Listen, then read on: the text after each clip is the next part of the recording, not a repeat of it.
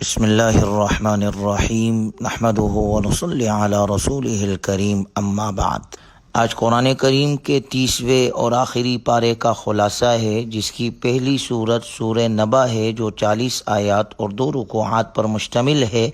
اس کے آیت نمبر 2 میں اللہ کا ارشاد ہے عن النبأ العظیم، کہ کیا لوگ قیامت کے عظیم خبر کے حوالے سے اختلاف کر رہے ہیں جبکہ قیامت واقع ہو کر رہے گی۔ اسی قیامت کی نسبت سے اسے سورہ نبا کہا جاتا ہے۔ ان یوم الفصل کان میقاتا، بے شک فیصلے کا دن اپنے طے شدہ وقت پر آ جائے گا۔ اس دن سرکشوں کے لیے سوائے عذاب کے کسی اور چیز کا اضافہ نہ کیا جائے گا، جبکہ متقین کو ان کی نیکیوں کے حساب سے پورا انعام مل جائے گا۔ اور اس دن کا حال یہ ہوگا کہ ساری روحیں اور فرشتے قطار بنا کر کھڑے ہوں گے۔ لا یتکلمون الا من اذن لہ الرحمن، کسی کو اللہ کے سامنے بات کرنے کی ہمت نہ ہوگی، جو بھی بولے گا اللہ کے حکم سے بولے گا، اور اللہ کے سامنے کسی کی بے جا سفارش نہ کرے گا۔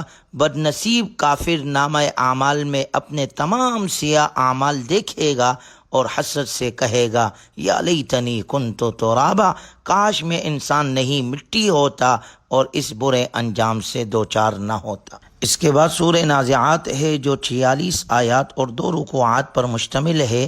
اس کی پہلی آیت میں اللہ کا ارشاد ہے والنازعات غرقا، قسم ہے ان فرشتوں کی جو کافروں کی روح سختی سے کھینچتے ہیں۔ اسی نسبت سے اس سورت کو سورہ نازعات کہا جاتا ہے۔ اس سورت میں بھی قیامت کے مختلف احوال اور ہولناکیوں کا بیان ہے۔ کأنہم یوم یرونہا لم یلبسوا الا عشیۃ او ضحاہا، جس دن یہ اس قیامت کو دیکھ لیں گے اس دن انہیں ایسا معلوم ہوگا جیسے وہ دنیا میں یا قبر میں ایک شام یا ایک صبح سے زیادہ نہیں رہے، یعنی یہ ساری حقیقت حال انسان کے سامنے کھل جائے گی۔ اس کے بعد سورہ عبسہ ہے جو 42 آیات پر مشتمل ہے، اور یہاں سے لے کے والناس تک ہر سورت ایک رکوع پر مشتمل ہے، اس لیے رکوعات کی تعداد بتانے کی اب ضرورت نہیں۔ تو یہ سورت 42 آیات پر مشتمل ہے، جس کی پہلی آیت میں اللہ کا ارشاد ہے عبس وتولی، محمد صلی اللہ علیہ وسلم نے منہ بنایا اور رخ پھیر لیا، بس اسی مناسبت سے سورت کا نام عبسہ رکھ دیا گیا ہے۔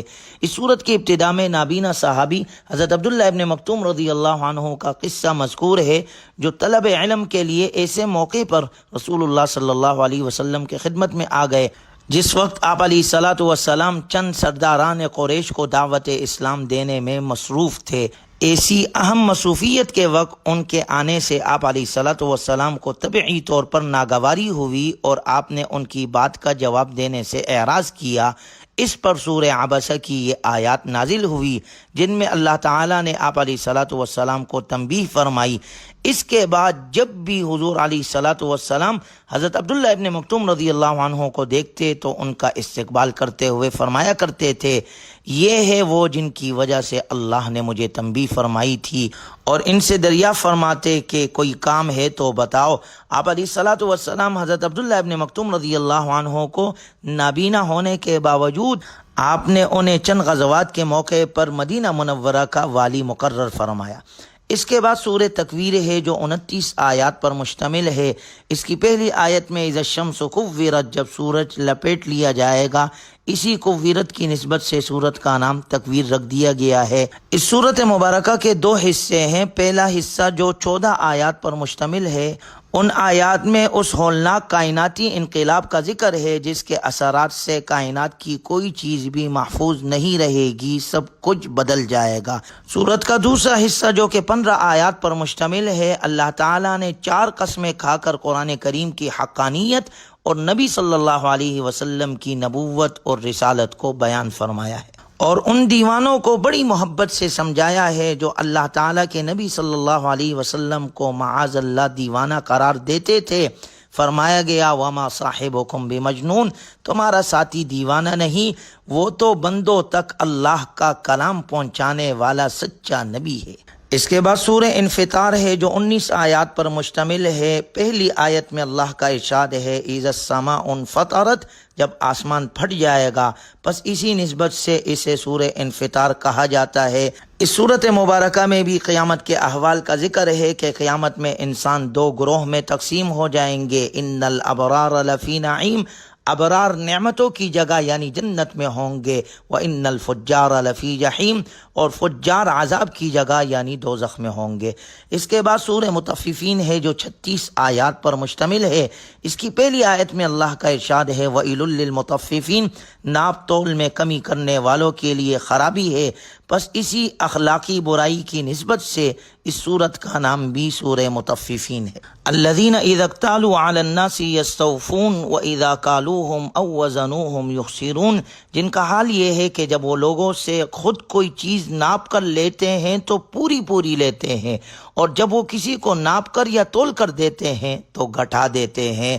الا یظن اولئک انہم مبعوثون، اللہ کا ارشاد ہے کیا یہ لوگ یہ نہیں سوچتے کہ انہیں ایک بڑے زبردست دن میں زندہ کر کے اٹھایا جائے گا اور اللہ کے سامنے روبرو پیش کیا جائے گا، لہٰذا حقوق العباد کو ادا کرے، لوگوں کو ان کی چیزیں گھٹا کر نہ دے اور زمین میں فساد پھیلانے سے اپنے آپ کو بچائے۔ اس کے بعد سورہ انشقاق ہے جو 25 آیات پر مشتمل ہے۔ اذا السماء انشقت، جب آسمان پھٹ جائے گا، پس آسمان کے پھٹ جانے کی وجہ سے اس سورت کا نام بھی سورہ انشقاق ہے۔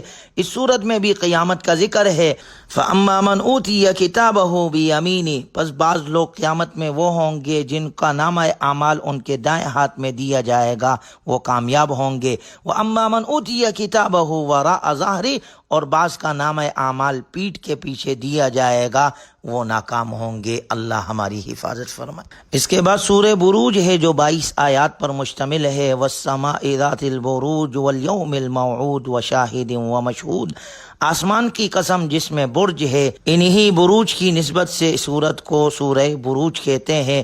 سورت کی ابتدا میں اللہ نے 3 قسمیں کھا کر فرمایا، آسمان کی قسم جس میں برج ہے، اور اس دن کی قسم جس کا وعدہ ہے، اور حاضر ہونے والے کی، اور اس کی جس کے پاس حاضر کیا جائے گا۔ خندقوں والے ہلاک کیے گئے، مراد اس سے ذو نواس یہودی بادشاہ ہے جس نے یمن کے علاقے میں عیسائی اہل ایمان کو ایندھن بری خندقوں میں جلا کر 20,000 افراد کو شہید کر دیا تھا جو عیسائی بن گئے تھے۔ اس وقت عیسائی ہی مؤمن تھے، کیونکہ مؤمن وہ ہوتا ہے جو تمام انبیاء اکرام علیہم السلام پر ایمان رکھ کے، نبی علیہ السلام کی بعثت سے پہلے یہ سعادت صرف عیسائیوں کو حاصل تھی۔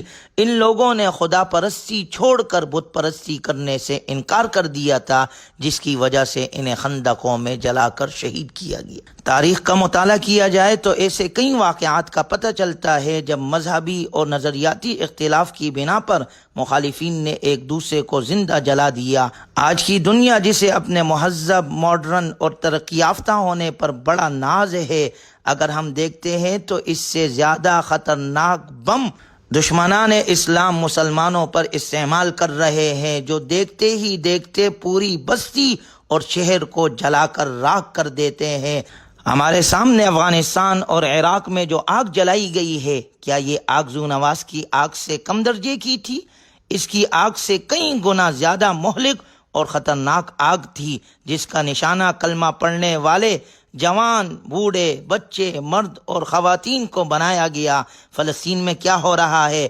آگ ہی تو ہے جو مسلمانوں پر برسائی جا رہی ہے، اور پورے 50 سال سے مسلسل برسائی جا رہی ہے۔ عرض کرنے کا مقصد یہ ہے کہ اس پر کسی کو تعجب نہیں ہونا چاہیے کہ کیسے 20,000 افراد کو زندہ جلا دیا گیا۔ آج کا دشمن تو اس سے بڑا ظالم ہے۔ اور اس صورت میں ایسے ہی لوگوں کو وعید سنائی گئی ہے جن لوگوں نے مسلمان مردوں اور عورتوں کو ستایا پھر توبہ نہیں کی۔ فَلَهُمْ عَذَابُ جَهَنَّمَ وَلَهُمْ عَذَابُ الْحَرِيقِ، تو ان کے لیے جہنم کا عذاب ہے اور ان کو آگ میں جلنے کی سزا دی جائے گی۔ اس کے بعد سورہ طارق ہے جو 17 آیات پر مشتمل ہے۔ وَالسَّمَاءِ وَالطَّارِقِ، قسم ہے آسمان کی اور رات کو چمکنے والے ستارے کی۔ بس اسی نسبت سے اس سورت کو سورہ طارق کہا جاتا ہے۔ ستارے کی قسم کھا کر فرمایا ان کل نفس لما علیہا حافظ، کہ ہر انسان پر اللہ کی طرف سے نگہبان فرشتہ مقرر ہے۔ حافظ کا معنی نگراں بھی ہے اور محافظ بھی، یہاں دونوں معنی کیے جا سکتے ہیں۔ ہر انسان کے ساتھ ایسے فرشتے لگے ہوئے ہیں جو اس کے اعمال کی نگرانی کرتے ہیں اور جب تک اللہ چاہے اس کی حفاظت بھی کرتے ہیں۔ اس کے بعد سورہ اعلیٰ ہے جو 19 آیات پر مشتمل ہے۔ سبح اسم ربک الاعلیٰ، اپنے پروردگار کے نام سے تسبیح کرو جس کی شان سب سے اونچی ہے۔ پس اسی نسبت سے اس سورت کا نام سورہ اعلیٰ ہے۔ اس سورت میں آپ علیہ الصلوۃ والسلام کو تلقین کی گئی ہے کہ اللہ کا ذکر کرتے رہے، صبر کرے اور قرآن کریم کے نزول کے حوالے سے جلدی نہ کرے، لوگوں کو آخرت کی یاد دہانی کراتے رہے۔ جس شخص کے دل میں خوف خدا ہوگا وہ یاد دہانی سے اصلاح کر لے گا۔ بڑا ہی بدبخت اور بدنصیب ہے وہ جو یاد دہانی سے فائدہ نہیں اٹھاتا۔ آخرت میں ابدی کامیابی اسے ملے گی۔ قد افلح من تزکا، جس نے اپنے نفس کو دنیا کی محبت سے پاک کیا، اللہ کا ذکر کرتا رہا اور نمازیں ادا کرتا رہا۔ اس کے بعد سورہ غاشیہ ہے جو 26 آیات پر مشتمل ہے۔ حل اتاک حدیث الغاشیہ، بلا تم کو ڈانپنے والی یعنی قیامت کا حال معلوم ہوا ہے؟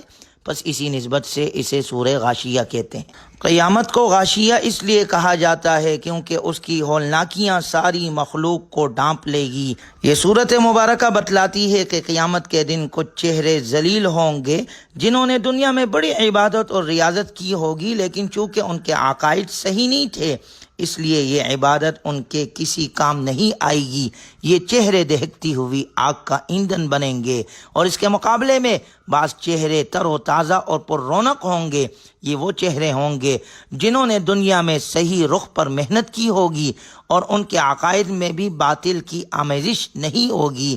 ان کا مسکن بلند اور بالا جنت ہوگی۔ اس کے بعد سورہ فجر ہے جو 30 آیات پر مشتمل ہے۔ والفجر، فجر کی قسم۔ اس آیت میں اللہ نے فجر کی قسم کھائی ہے، اس لیے اسے سورہ فجر کہا جاتا ہے۔ اس سورت کی ابتدا میں اس بات پر 4 قسمیں کھائی گئی ہے کہ کفار پر اللہ کا عذاب واقع ہو کر رہے گا۔ اس کے بعد قوم عاد، سمود، فرعون جیسے متکبروں اور فسادیوں کے قصے کا اجمالی طور پر ذکر کیا گیا ہے جو اپنی سرکشی اور جرائم کی وجہ سے اللہ کے عذاب کے مستحق ٹھہرے۔ اللہ کی سنت اور دستور یہ ہے کہ وہ دنیا کی زندگی میں انسان کو خیر و شر، فقر اور غنی، صحت اور بیماری جیسی آزمائشوں میں مبتلا کرتا ہے۔ انسان کی طبیعت ایسی ہے کہ وہ اپنے رب کے فضل و احسان کا شکر ادا نہیں کرتا اور اللہ کا دیا ہوا مال اس کی راہ میں خرچ نہیں کرتا۔ انسان مال کی محبت میں بڑا حریص ہے، اس کا پیٹ بڑھتا ہی نہیں۔ اس کے بعد سورہ بلد ہے جو 20 آیات پر مشتمل ہے۔ لا اقسم بہذا البلد، میں قسم کھاتا ہوں اس شہر کی نسبت سے اسے سورہ بلد کہا جاتا ہے۔ اس سورت مبارکہ کا موضوع انسان کی سعادت اور شقاوت ہے۔ سورت کی ابتدا میں اللہ نے 3 قسمیں کھا کر فرمایا کہ ہم نے انسان کو بڑی مشقت میں پیدا کیا، یعنی اس کی زندگی محنت و مشقت اور جفاکشی سے عبارت ہے۔ کبھی فقر و فاقہ، کبھی بیماری اور دکھ، کبھی حوادثات، پھر بڑھاپا اور موت، پھر قبر کی تاریکی اور پھر منکر نکیر کے سوالات، پھر قیامت اور اس کے ہولناکیاں۔ غرض یہ کہ ابتدا سے لے کے انتہا تک مشقت ہی مشقت ہے۔ کامیاب وہ ہے جو دنیا میں ایمان اور عمل صالح کے ساتھ زندگی گزارتا ہے، اپنے آپ کو گناہوں سے بچاتا ہے اور جنت کا حقدار اپنے آپ کو بناتا ہے۔ اس کے بعد سورہ شمس ہے جو 15 آیات پر مشتمل ہے۔ والشمس وضحاها، سورج کی قسم اور اس کی روشنی کی۔ سورج کی قسم کھانے کی بنا پر اس سورت کو سورہ شمس کہا جاتا ہے۔ اس سورت کی ابتدا میں تکوینی مخلوقات میں سے 7 چیزوں کی قسم کھائی ہے جو سب کی سب اللہ کی قدرت اور وحدانیت کے آثار ہے، یعنی سورج، چاند، دن، رات، آسمان، زمین اور نفس انسانی۔ ان چیزوں کی قسمیں کھا کر فرمایا قد افلح من زکاہا، کہ اگر انسان اپنے رب سے ڈرے اور اپنے نفس کا تزکیہ کر لے تو وہ کامیاب ہو جاتا ہے، اور اگر نفس کی تربیت سے غفلت اختیار کرے اور اس کو گندگی میں پڑا رہنے دے تو انسان ناکام ہو جاتا ہے۔ اللہ تعالیٰ نے انسان کے اندر نیکی اور بدی دونوں کی صلاحیت رکھی ہے، اب یہ انسان پر منحصر ہے کہ وہ کون سی صلاحیت کو بروئے کار لاتا ہے۔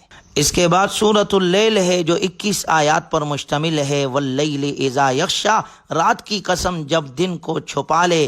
یہاں پر اللہ تعالیٰ نے رات کی قسم کھائی ہے، پس اسی نسبت سے اس سورت کو سورہ لیل کہتے ہیں۔ سورت کی ابتدا میں اللہ تعالیٰ نے 3 قسمیں کھا کر ارشاد فرمایا، ان سعیکم لشتی، حقیقت میں تم لوگوں کی کوششیں الگ الگ قسم کی ہے، کوئی متقی ہے اور کوئی شقی ہے، کوئی مومن ہے اور کوئی کافر ہے، کوئی اللہ کی راہ میں خرچ کرتا ہے اور کوئی بخل کرتا ہے، کوئی اللہ سے ڈرنے والا ہے اور کسی نے بے نیازی اختیار کر رکھی ہے، کوئی بلائی کی بات کی تصدیق کرتا ہے اور کوئی تکذیب کرتا ہے۔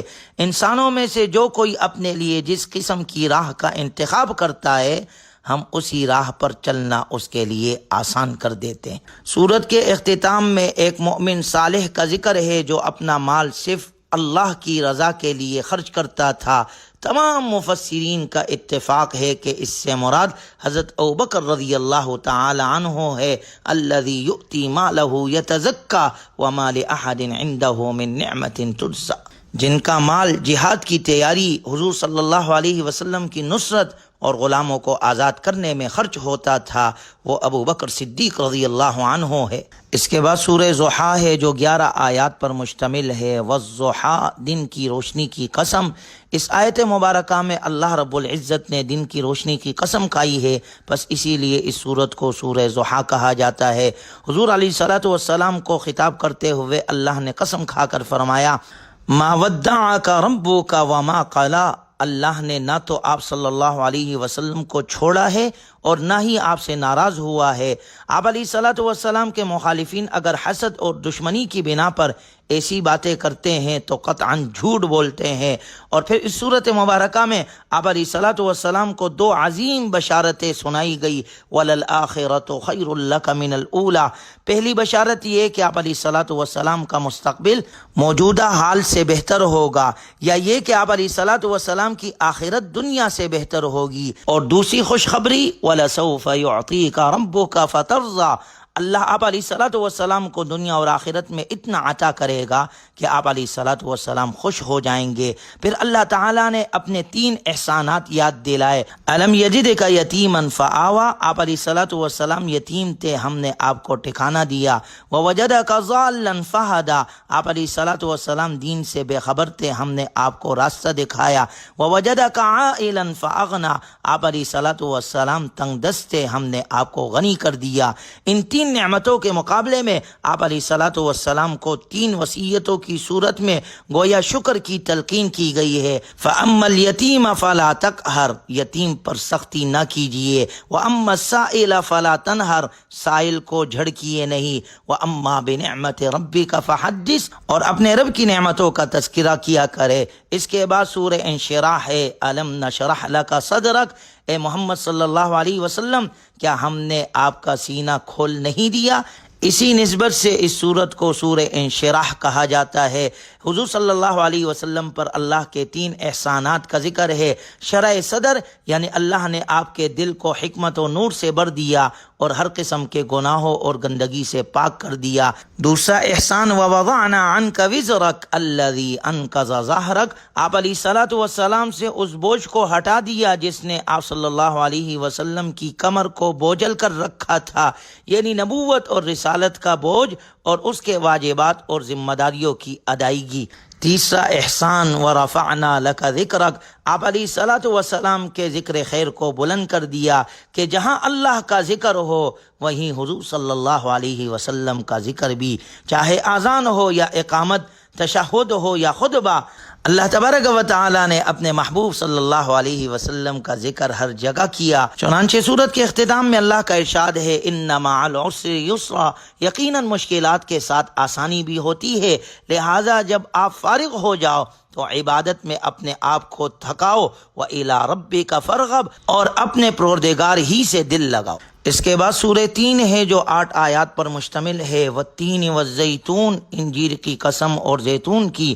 اس سورت کے شروع میں اللہ تعالیٰ نے انجیر کی قسم کھائی ہے، اس لیے اس سورت کا نام سورہ 3 رکھا گیا ہے، اور اس میں اللہ کا ارشاد ہے لَقَدْ خَلَقْنَا الْإِنسَانَ فِي أَحْسَنِ تَقْوِيمٍ، کہ ہم نے انسان کو بہترین سانچے میں پیدا کیا۔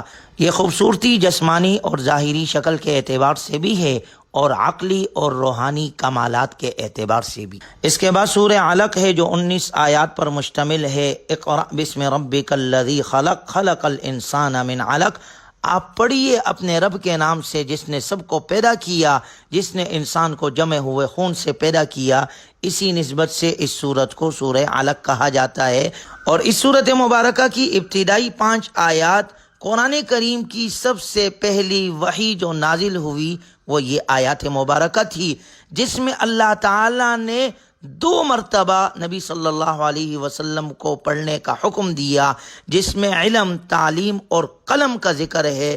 گویا ہمیں یہ سبق دیا جا رہا ہے اپنی زندگیوں میں قرآن کو زندہ کرے، قرآن کو پڑھے، قرآن کو سمجھے اور قرآنی تعلیمات کو عام کرے۔ اس کے بعد سورہ قدر ہے جو 5 آیات پر مشتمل ہے، انا انزلناہ فی لیلۃ القدر، اللہ کا ارشاد ہے ہم نے اس قرآن کریم کو شب قدر میں نازل کیا، اسی نسبت سے اس کو سورہ قدر کہتے ہیں، اور یہ ایسی رات لیلۃ القدر خیر من الف شہر کہ اس ایک رات کی عبادت 1000 مہینوں کی عبادت سے افضل ہے۔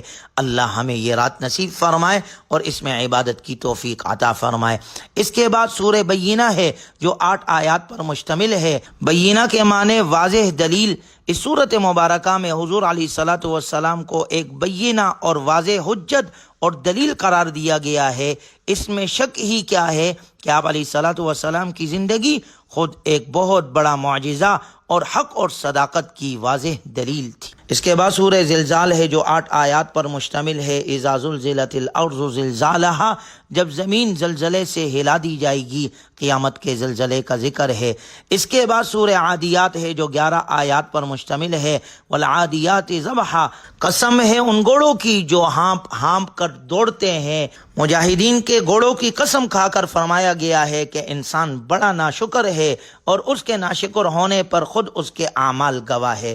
اس کے بعد سورہ قارعہ ہے جو 11 آیات پر مشتمل ہے، القارعۃ ما القارعہ، کھڑکھڑانے والی، یعنی قیامت کی نسبت سے اس کو سورہ قارعہ کہا جاتا ہے۔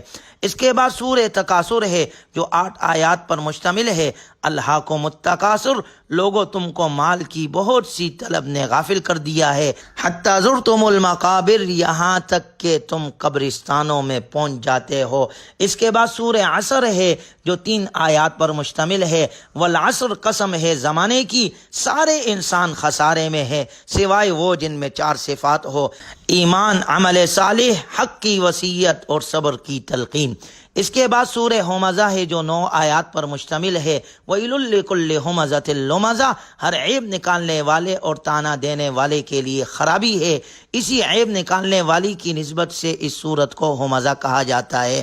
اس سورت میں 3 بیماریوں کی نشاندہی کی گئی ہے۔ پہلی بیماری پس پش کسی کے عیب بیان کرنا، اسے غیبت کہتے ہیں اور غیبت بدترین گناہ ہے۔ دوسری بیماری ہے کہ کسی کو اس کے سامنے اس کے حسب و نسب، دین و مذہب اور شکل و صورت کا تانا دینا، اس کا مذاق اڑانا۔ یہ منافقین کی عادت تھی، وہ غریب مسلمانوں کا مذاق اڑایا کرتے تھے، یوں ہی یہود و نصارہ دین حق کا مذاق اڑاتے ہیں۔ تیسری بیماری حب دنیا ہے، جس میں مبتلا ہو کر انسان حقوق اللہ بھی بھول جاتا ہے اور حقوق العباد بھی بھول جاتا ہے، اور اس کے دل میں اللہ کی محبت کے لیے کوئی جگہ نہیں رہتی۔ اس کے بعد سورہ فیل ہے جو 5 آیات پر مشتمل ہے، الم تر کیف فعل ربک باصحاب الفیل، ہاتھیوں والوں کے نسبت سے اسے سورہ فیل کہا جاتا ہے کہ ابرہہ ہاتھیوں کے لشکر کو لے کر آیا بیت اللہ کو گرانے کے لیے۔ اللہ نے ابابیل بھیجے جنہوں نے ایٹم بم گویا گرائے، اور ابرہہ اپنے لشکر اور ہاتھیوں سمیت تباہ و برباد ہو گیا۔ اس کے بعد سورہ قریش ہے جو 4 آیات پر مشتمل ہے، لإیلاف قریش، قریش کو مانوس کرنے کے سبب اس صورت میں قبیلہ قریش پر اللہ نے اپنے احسانات جتلائے، اس لیے اس صورت کا نام سورہ قریش ہے۔ ان پر 2 بڑے احسانات اللہ نے فرمائے، پہلا یہ کہ وہ بلا خوف و خطر گرمیوں میں شام کی طرف اور سردیوں میں یمن کی طرف تجارتی سفر کیا کرتے تھے، اور یہ تجارتی سفر ان کا بہت بڑا ذریعہ معاش تھا۔ دوسرا احسان یہ کہ انہیں بلد حرام میں امن، اطمینان اور تحفظ کی نعمت حاصل تھی۔ یہ دو نعمتیں ذکر فرما کر انہیں سمجھایا گیا کہ خود پسندی اور قوم پرستی سے باز آ جاؤ اور بیت اللہ کے رب کی عبادت کرو جس نے تمہیں اپنی نعمتوں سے نوازا ہے۔ اس کے بعد سورہ ماعون ہے جو 7 آیات پر مشتمل ہے۔ وَيَمْنَعُونَ الْمَاعُونَ، اور برتنے کی چیزیں عاریتاً بھی نہیں دیتے۔ برتنے کی چیزوں کی نسبت سے اس صورت کا نام معون رکھا گیا ہے۔ اس میں انسان کے 2 گروہوں کا ذکر ہے۔ نمبر 1 وہ کافر جو قیامت کے دن پر ایمان نہیں رکھتے، یتیموں کا حق دباتے ہیں اور غربا اور مساکین کو نہ خود کھلاتے ہیں اور نہ دوسروں کو ترغیب دیتے ہیں، گویا کہ نہ تو اللہ کے ساتھ ان کا معاملہ صحیح ہے اور نہ اللہ کے بندوں کے ساتھ۔ دوسرا گروہ منافقین کا ہے، ان کی 3 صفات قبیحہ کا ذکر ہے۔ پہلی یہ کہ وہ نماز سے غافل ہے، دوسری صفت یہ کہ وہ دکھلاوے کے لیے اعمال کرتے ہیں، اور تیسری بری صفت ان کی یہ ہے کہ وہ ایسے بخیل ہے جو عام ضروریات کی چیزیں دینے سے بھی انکار کرتے ہیں۔ اس کے بعد سورہ کوثر ہے جو 3 آیات پر مشتمل ہے۔ انا اعطیناک الکوثر، اے محمد صلی اللہ علیہ وسلم ہم نے آپ کو کوثر عطا فرمائی ہے۔ اسی کوثر کی نسبت سے اس سورت کو سورہ کوثر کہا جاتا ہے۔ اللہ تعالی ہمیں بھی حوض کوثر جناب رسول اللہ صلی اللہ علیہ وسلم کے دست مبارک سے قیامت میں نصیب فرمائے۔ اس کے بعد سورہ کافرون ہے، قل یا ایھا الکافرون۔ چونکہ اس سورت مبارکہ میں کافروں کا ذکر ہے، جب مشرکوں نے آپ علیہ الصلوۃ والسلام کو دعوت دی کہ آؤ کچھ لو اور کچھ دو کی بنیاد پر ہم مصالحت کر لیں، 1 سال آپ ہماری خداؤں کی عبادت کر لیں اور 1 سال ہم آپ کی معبودوں کی عبادت کر لیا کریں گے، تو اللہ نے فرمایا لکم دینکم ولی دین، تمہارے لیے تمہارا دین، ہمارے لیے ہمارا دین۔ گویا اس صورت سے یہ معلوم ہوا کہ غیر مسلموں سے کوئی ایسی مصالحت جائز نہیں جن میں ان کے دین کے شعائر کو اختیار کرنا پڑے۔ اس کے بعد سورہ نصر ہے، اذا جاء نصر اللہ والفتح۔ جب یہ سورت مبارکہ نازل ہوئی تو آپ علیہ الصلوۃ والسلام نے فرمایا مجھے میری موت کی اطلاع دے دی گئی ہے، اس لیے کہ حضور علیہ الصلوۃ والسلام کی بعثت کا مقصد پورا ہو چکا تھا۔ جب آپ علیہ الصلوۃ والسلام نے دعوت کا آغاز کیا تھا تو قبول کرنے والے چند افراد تھے، لیکن اب لوگ جماعت در جماعت، قبیلہ در قبیلہ دین اسلام میں داخل ہو رہے تھے۔ چنانچہ آپ علیہ الصلوۃ والسلام کو حکم دیا گیا کہ ان فتوحات اور نعمتوں پر اللہ کا شکر، اس کی تسبیح اور اس کی عظمت بیان کرے۔ اس کے بعد سورہ لہب ہے جو 5 آیات پر مشتمل ہے۔ تبت یدا ابی لہب وتب، ابو لہب کے ہاتھ ٹوٹے اور ہلاک ہو۔ چونکہ اس صورت میں ابو لہب اور اس کی بیوی کی ہلاکت کا ذکر ہے جو رسول اللہ صلی اللہ علیہ وسلم کے بدترین دشمن تھے، ان کی ہلاکت کا اللہ نے ذکر کیا، اس لیے اسے سورہ لہب کہا جاتا ہے۔ یہ دونوں میاں بیوی ذلت آمیز اور عبرتناک انجام سے دوچار ہوئے اور قیامت تک کے لوگوں کے لیے عبرت کا نشانہ بنے۔ اس کے بعد سورہ اخلاص ہے جو 4 آیات پر مشتمل ہے۔ قل هو اللہ احد اللہ الصمد لم یلد ولم یولد ولم یکن لہ کفوا احد۔ سورہ اخلاص میں اللہ کے امتیازی اوصاف کا بیان ہے۔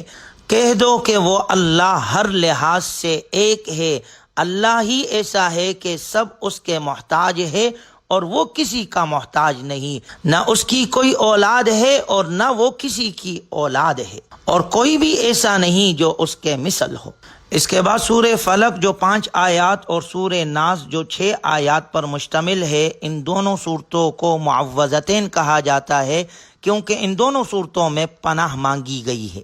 قل اعوذ برب الفلق، سورہ فلق میں یہ ایک صفت ذکر فرما کر 4 آفات سے پناہ مانگنے کا حکم دیا گیا ہے۔ نمبر 1 مخلوق کے شر سے، نمبر 2 اندھیرے کے شر سے، نمبر 3 پھونک مارنے والیوں کے شر سے، اور نمبر 4 حاسد کے شر سے۔ اللہ ہمیں ان سب شرور سے محفوظ فرمائے۔ جبکہ سورہ ناس میں 3 صفات ذکر فرما کر ایک چیز کے شر سے پناہ مانگنے کا حکم دیا گیا ہے، من شر الوسواس الخناس، وہ ہے وسوسہ ڈالنے کا شر۔ اس سے ثابت ہوتا ہے کہ وسوسہ کتنی خطرناک اور مہلک بیماری ہے۔ وسوسہ شیطان بھی ڈالتا ہے اور انسان بھی۔ آج کا سارا مغربی میڈیا مسلمانوں کے دلوں میں ایمان کے حوالے سے وسوسہ اندازی میں مصروف ہے اور وسوسے کی بیماری بہت عام ہو چکی ہے۔ اس لیے کثرت کے ساتھ ان دونوں صورتوں کو صبح اور شام پڑھنے کا اہتمام کرنا چاہیے، جس میں جادو کا توڑ بھی موجود ہے۔ اور ہر قسم کے شرور سے پناہ بھی مانگی گئی ہے۔ آپ علیہ الصلاۃ والسلام کا معمول تھا کہ آپ علیہ الصلاۃ والسلام یہ دونوں صورتیں تلاوت کر کے اپنے بدن مبارک پر دم کرتے تھے۔ الحمدللہ آج ہمارا قرآن کریم مکمل ہو گیا۔ اللہ تبارک و تعالی ہمارے اس پڑھنے سمجھنے کو اپنے دربار میں قبول فرمائے اور ہمارے لیے اس قرآن کریم کو مغفرت کا ذریعہ بنائے اور ہمارے زندگیوں میں قرآن کو اللہ زندہ فرمائے۔ اللہم اجعل القرآن العظیم ربیع قلوبنا، اے اللہ بنا دے قرآن کو ہمارے دلوں کی بہار، ونور صدورنا، ہمارے سینوں کا نور، وجلاء احزاننا، اور ہمارے دکھوں کا مداوا، وذہاب ہمومنا وغمومنا، اور ہمارے تفکرات اور غموں کا دور کرنے والا۔ اللہم نور قلوبنا بالقرآن وزین اخلاقنا بالقرآن ونجنا من النار بالقرآن وادخلنا فی الجنت بالقرآن۔ الہ العالمین ہمارے پڑھنے اور سننے کو اپنے دربار میں قبول فرما، ہماری تراویح، ہماری عبادات، ذکر و اذکار اپنے دربار میں قبول فرما، ہمیں قرآنی تعلیمات پر عمل کرنے والا بنا، ہمیں ہمارے اولادوں کو حافظ قرآن، ناشر قرآن، داعی قرآن بنا، قرآنی تعلیمات کو ہماری زندگیوں میں زندہ فرما، قرآن کی تلاوت کی حلاوت ہمیں نصیب فرما۔ الہ العالمین جتنے بیمار ہیں صحت عطا فرما، بے اولادوں کو اولاد عطا فرما، جن کی اولاد ہے ان کو نیک بنا، جن کے والدین حیات ہے ہمارے والدین کے عمروں میں برکت عطا فرما، ہمیں ان کی خدمت کرنے والا بنا، ان کی دعاؤں میں ہمیں شریک و شامل فرما۔ خصوصاً میرے والدین کے لیے دعا کیجئے کہ اللہ تعالیٰ ان کا سایہ مجھ پر تا دیر رکھے اور ہر قسم کے تکلیف، دکھ، بیماری سے اللہ ان کی اور ہم سب کے والدین کی حفاظت فرمائے۔ الہ العالمین ہمارے ملک پاکستان کو استحکام نصیب فرما، اس کی در و دیوار کی حفاظت فرما، شہر کراچی میں ہمیں امن سکون نصیب فرما، ہمارے دلوں میں دین کی بنیاد پر الفت محبت قائم فرما۔ وہ بچے اور بچیاں جو رشتوں کے انتظار میں ہے الہ العالمین ان کو اچھے رشتے مہیا فرما۔ الہ العالمین جس کی جو بھی جائز اور شرعی حاجت ہو تو سب کی حاجت پوری کرنے والا ہے، تو حاجت روا مشکل کشا ہے۔ الہ العالمین تو ہماری حاجتوں کو اپنے غیب کے خزانے سے پورا فرما، مرتے دم تک بدنی طور پر، مالی طور پر ہمیں ہر قسم کی محتاجیوں سے محفوظ فرما۔ الہ العالمین جو اموات مومنین دنیا سے جا چکے انہیں غریق رحمت فرما، ان کے قبور کو منور فرما۔ جو وبا چل رہی ہے الہ العالمین اس وبا کو ختم فرما، اس پریشانی کی حالت کو ختم فرما۔ اللہم ارفع عنا البلاء والوبا ونعوذ بک من جہد البلاء ودرک الشقاء وسوء القضاء وشماتة الأعداء۔ اللهم إنا نسألك من خير ما سألك منه عبدك ونبيك محمد صلى الله عليه وسلم، ونعوذ بك من شر ما استعاذك منه عبدك ونبيك محمد صلى الله عليه وسلم، وأنت المستعان وعليك البلاغ ولا حول ولا قوة إلا بالله۔ اللہ جتنی ساری خیر، سعادت، برکتیں جناب رسول اللہ صلی اللہ علیہ وسلم نے مانگی ہم بھی مانگتے ہیں، ہمیں بھی عطا فرما، ہمارے گھر والوں کو بھی عطا فرما، ہمارے والدین، ہمارے نسلوں کو نصیب فرما۔ جن شرور، آفات اور فتن سے آپ علیہ الصلاۃ والسلام نے پناہ مانگی ہمیں محفوظ فرما، ہمارے والدین کو محفوظ فرما، ہمارے گھر والوں، ہمارے بچوں، تمام امت مسلمہ کی حفاظت فرما۔ دور حاضر کے فتنوں سے الہ العالمین ہماری حفاظت فرما۔ ایمان والی زندگی، ایمان والی موت، خاتمہ بالخیر ہم سب کا ایمان پر فرما۔ ربنا تقبل منا انک انت السمیع العلیم وتب علینا انک انت التواب الرحیم، وصلی اللہ تعالی علی خیر خلقہ محمد وآلہ واصحابہ اجمعین برحمتک یا ارحم الراحمین۔